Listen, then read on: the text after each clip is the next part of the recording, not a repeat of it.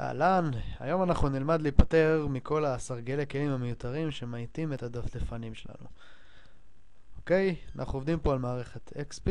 בואו נפתח את Windows Explorer, וכמה מהאקספלוררים שלכם נראים ככה. סרגלים כלים תופסים חצי מהעמוד, השתלטו על דף הבית, ומאיטים לכם את הדפדפן ואת כל החוויה, ואתם בכלל לא ביקשתם שזה יקרה. עכשיו, כדי להיפטר מהם יש כמה דרכים. הדרך הקלה היא ללכת לתצוגה, סרגל כלים, ופשוט להוריד את הסימון. אתם רואים איך לאט לאט הסרגלי כלים נעלמים. אבל זה לא מספיק.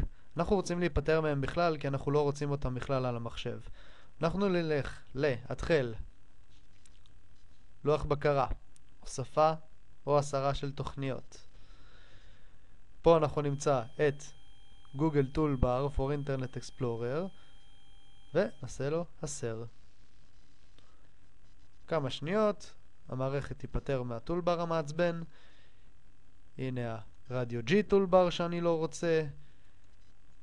תודה רבה, שלום ולא להתראות, ושימו לב, אקספלורר, בלי כל הדברים.